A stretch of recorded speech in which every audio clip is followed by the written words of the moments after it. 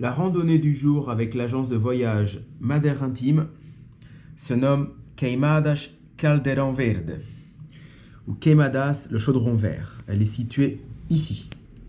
Pour y accéder, au départ de Funchal, il faut rejoindre la voie rapide et partir vers l'est. Donc vous passez Caniço, Santa Cruz, puis passez sous l'aéroport. Arrivé à Machico, vous prenez en direction du nord. Passez par Porto da Cruz, qui vaut une visite. C'est un très joli village côtier qui abrite notamment une des 2 seules distilleries de rhum encore en activité à Madère. Et celle-ci en plus fonctionne encore à la vapeur, donc c'est unique en Europe. Puis, depuis Porto da Cruz, vous continuez, passez par Fayal, arrivez à Santana, une petite ville fameuse pour ses maisons en toit de chaume. Et à partir de Santana, vous prenez la route qui vous emmène à Queimadas. Donc vous êtes à 900 mètres d'altitude, au cœur de la forêt originelle de Madère, Laurisilva, sur son versant nord. Pour le retour, vous avez 2 possibilités. Soit vous revenez par le même chemin, et lorsque vous arrivez à Machico, c'est peut-être l'opportunité pour vous de visiter la partie est de Madère, puis revenez vers Funchal. Ou alors, depuis Santana, lorsque vous arrivez à Fayal, vous prenez sur votre droite,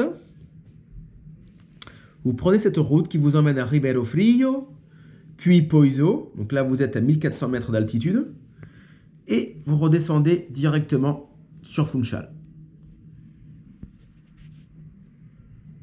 La randonnée du jour se nomme Levada do Caldeirão Verde, la Levada du Chaudron Vert, ou le parcours recommandé numéro 9.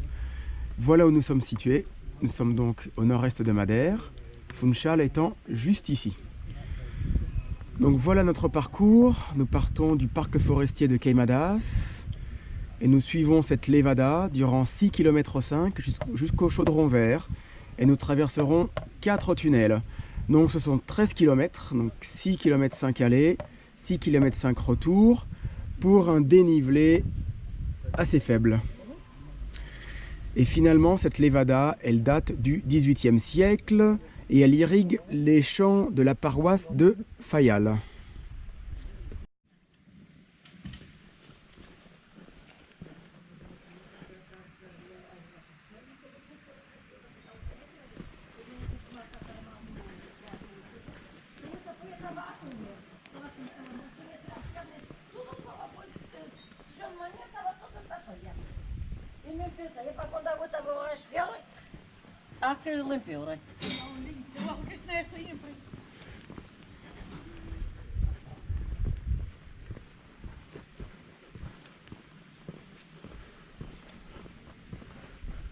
Voilà le parc forestier de Queimadas, sa maison emblématique, sa chaumière emblématique en toit de chaume.